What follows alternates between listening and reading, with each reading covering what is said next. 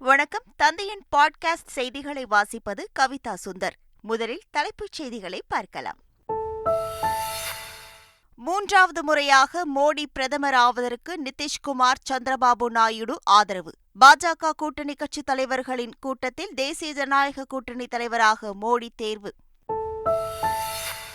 டெல்லியில் மல்லிகார்ஜுன கார்கே இல்லத்தில் இந்தியா கூட்டணி தலைவர்களின் ஆலோசனைக் கூட்டம்.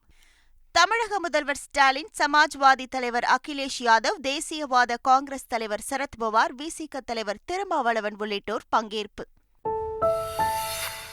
பாஜகவின் மக்கள் விரோத போக்கை இந்தியா கூட்டணி கட்சிகள் இணைந்து நின்று எதிர்க்கும். இந்தியா கூட்டணி தலைவர்களின் ஆலோசனைக்கு பின்னர் காங்கிரஸ் தலைவர் மல்லிகார்ஜுன கார்கே அறிவிப்பு. டெல்லியில் சந்திரபாபு நாயுடுவை நேரில் சந்தித்தார் தமிழக முதலமைச்சர் ஸ்டாலின். மத்திய அரசில் முக்கிய பங்காற்றி தென் மாநில உரிமைகளை சந்திரபாபு நாயுடு பாதுகாப்பார் எனவும் நம்பிக்கை. மூன்றாவது முறையாக பிரதமராக பதவியேற்கும் மோடிக்கு நடிகர் ரஜினிகாந்த் வாழ்த்து. பதவியேற்பு விழாவில் பங்கேற்பது குறித்து முடிவு எடுக்கவில்லை என விளக்கம். தேர்தலில் அபார வெற்றியை பெற்ற முதல்வர் ஸ்டாலின் மற்றும் சந்திரபாபு நாயுடுவுக்கும் ரஜினிகாந்த் வாழ்த்து. T20 உலகக்கோப்பை தொடரை வெற்றியுடன் தொடங்கியது இந்தியா. அயர்லாந்தை 8 விக்கெட் வித்தியாசத்தில் வீழ்த்தி அபாரம். இனி விரிவான செய்திகள். புதிய மத்திய அமைச்சரவை வரும் சனிக்கிழமை பதவியேற்க உள்ள நிலையில் பிரதமர் நரேந்திர மோடி தனது பதவியை ராஜினாமா செய்தார். மக்களவைத் தேர்தலில் பாஜக தலைமையிலான தேசிய ஜனநாயக கூட்டணி வெற்றி பெற்றுள்ளது. இந்த நிலையில் டெல்லியில் நடைபெற்ற மத்திய அமைச்சரவைக் கூட்டத்தில் 17வது மக்களவையை கலைக்கும் தீர்மானம் நிறைவேற்றப்பட்டு குடியரசுத் தலைவருக்கு அனுப்பி வைக்கப்பட்டது. பின்னர் பிரதமர் மோடி குடியரசுத் தலைவர் திரௌபதி முர்முவை நேரில் சந்தித்து அமைச்சரவையின் ராஜினாமா கடிதத்தை வழங்கினார். அதனை ஏற்றுக்கொண்ட குடியரசுத் தலைவர், புதிய அரசு பதவியேற்கும் வரை பிரதமர் மோடி தலைமையிலான அமைச்சரவை பதவியில் தொடர வேண்டும் என்று கேட்டுக் கொண்டார். 17வது மக்களவை கலைக்கப்பட்டதைத் தொடர்ந்து மத்திய அமைச்சர்களுக்கு குடியரசுத் தலைவர் திரௌபதி முர்மு விருந்து அளித்தார். மத்திய அமைச்சரவையின் பரிந்துரையை ஏற்று 17வது மக்களவையை குடியரசுத் தலைவர் திரௌபதி முர்மு கலைத்து உத்தரவிட்டார். இதனைத் தொடர்ந்து பிரதமர் மோடி தலைமையிலான அமைச்சரவைக்கு குடியரசுத் தலைவர் திரௌபதி முர்மு சம்பிரதாய முறைப்படி குடியரசுத் தலைவர் மாளிகையில் இரவு விருந்து அளித்தார். தேசிய ஜனநாயக கூட்டணியின் தலைவராக பிரதமர் நரேந்திர மோடி தேர்வு செய்யப்பட்டுள்ளார். டெல்லியில் பிரதமர் மோடி தலைமையில் தேசிய ஜனநாயக கூட்டணி தலைவர்களின் ஆலோசனைக் கூட்டம் நேற்று நடைபெற்றது. அதில் பிரதமர் மோடி மீண்டும் ஆட்சி அமைப்பதற்கு நிதிஷ்குமார், சந்திரபாபு நாயுடு, ஏக்நாத் ஷிண்டே ஆகியோர் தங்கள் ஆதரவு கடிதத்தை வழங்கினர். அதனைத் தொடர்ந்து தேசிய ஜனநாயக கூட்டணியின் தலைவராக பிரதமர் மோடி ஒருமனதாக தேர்வு செய்யப்பட்டார்.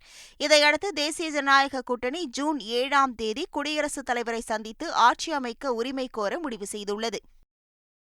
நாடாளுமன்ற தேர்தலில் வென்ற தமிழக முதலமைச்சர் மு.க.ஸ்டாலின், சந்திரபாபு நாயுடு மற்றும் 3வது முறை பிரதமராக பதவியேற்கும் மோடி ஆகியோருக்கு நடிகர் ரஜினிகாந்த் வாழ்த்து தெரிவித்துள்ளார். ஆன்மீக பயணம் முடிந்து சென்னை திரும்பிய அவர் பிரதமரின் பதவியேற்பு நிகழ்ச்சியில் பங்கேற்பது குறித்து முடிவெடுக்கவில்லை என்று கூறினார்.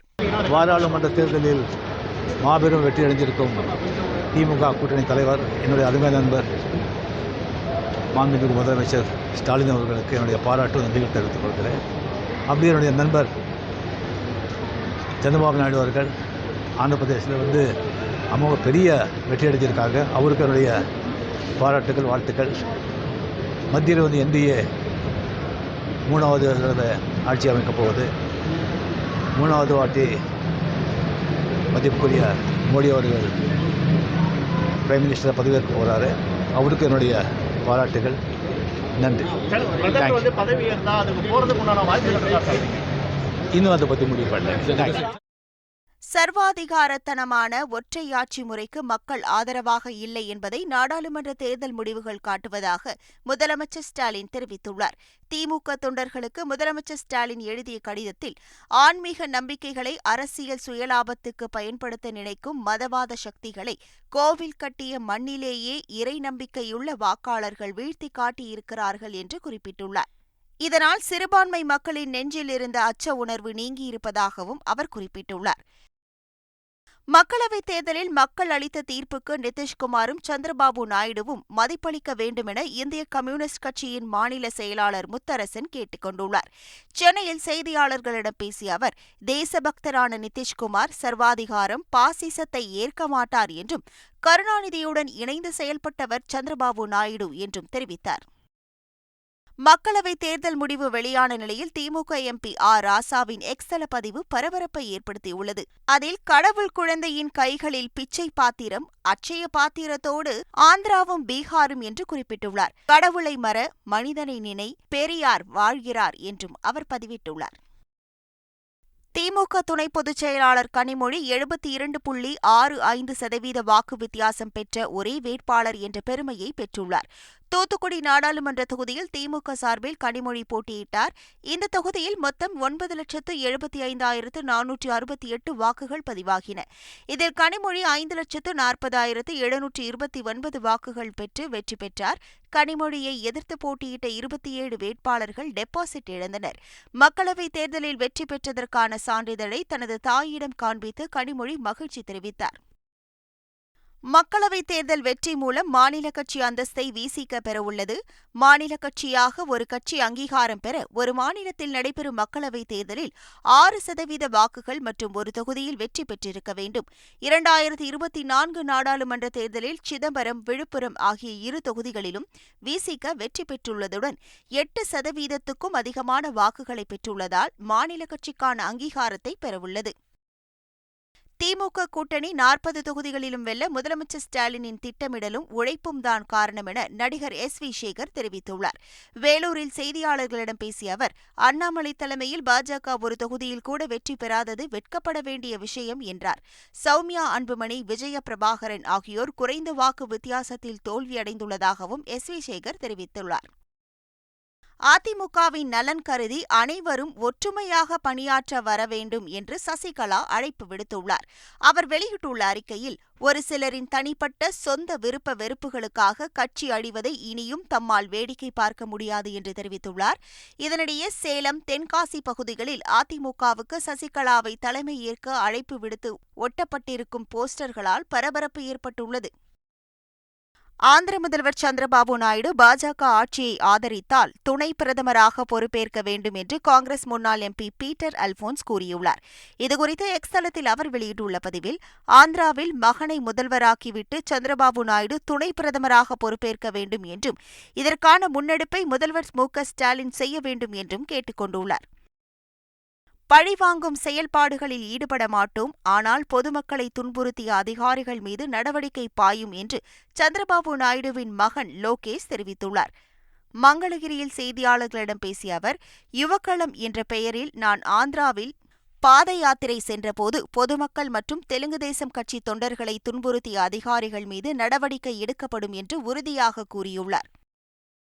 தமிழகத்தில் நடந்து முடிந்த மக்களவைத் தேர்தலில் போட்டியிட்ட 950 வேட்பாளர்களில் 863 வேட்பாளர்கள் டெபாசிட் இழந்தனர். தமிழகத்தில் உள்ள 39 மக்களவைத் தொகுதிகளில் போட்டியிட்ட 950 பேரில் 863 வேட்பாளர்கள் டெபாசிட் இழந்துள்ளனர். குறிப்பாக இரட்டை இலை சின்னத்தில் போட்டியிட்ட 34 வேட்பாளர்களில் 7 பேர் டெபாசிட் இழந்துள்ளனர். 23 தொகுதிகளில் போட்டியிட்ட பாஜக 11 தொகுதிகளில் டெபாசிட் இழந்துள்ளது.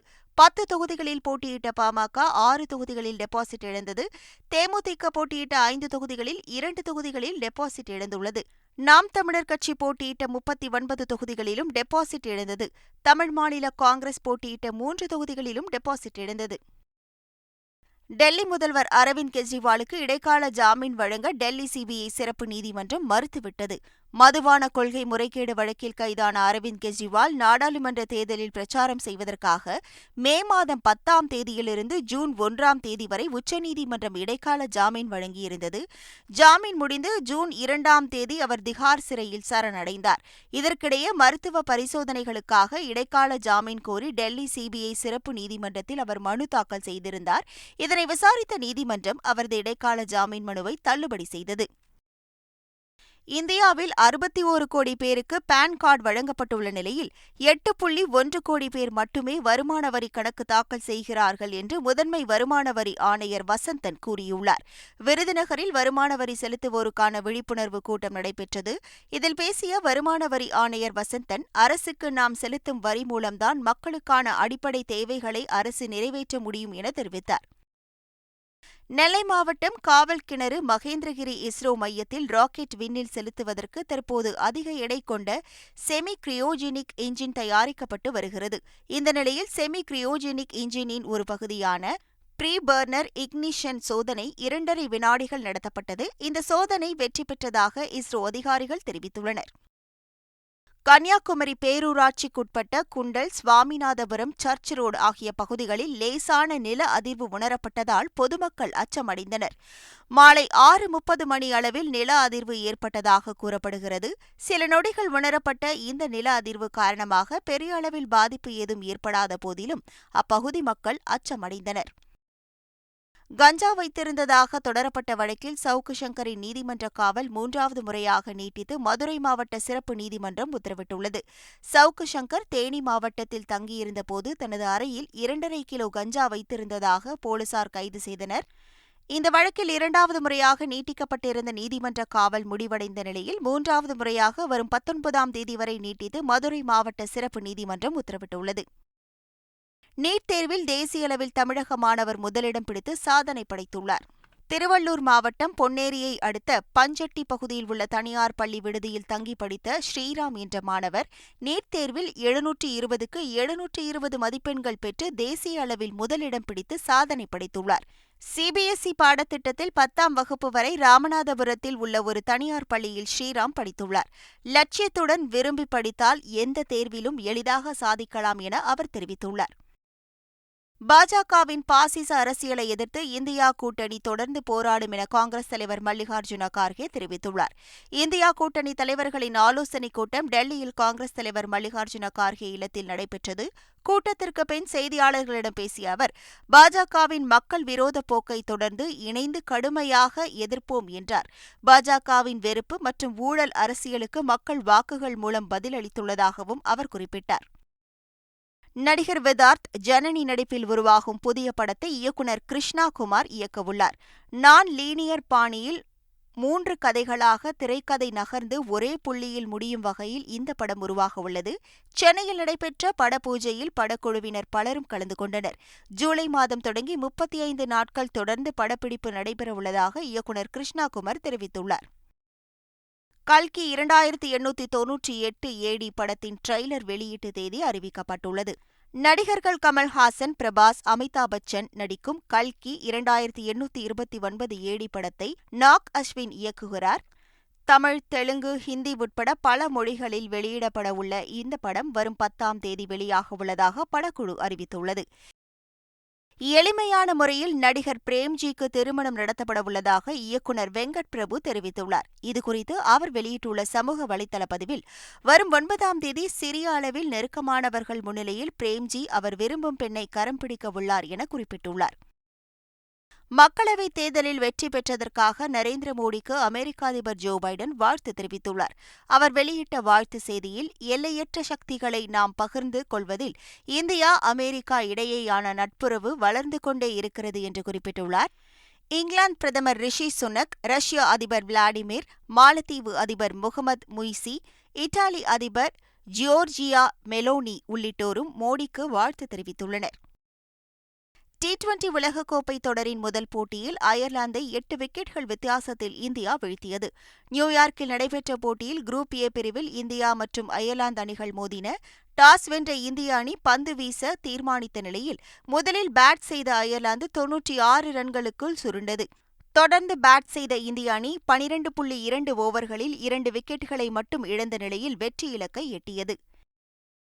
T20 உலகக்கோப்பையில் குரூப் டி பிரிவில் இடம்பெற்றுள்ள இலங்கை அணிக்கு 4 போட்டிகளும் 4 வெவ்வேறு மைதானங்களில் விளையாடுவது போன்று அட்டவணை தயாரிக்கப்பட்டுள்ளது.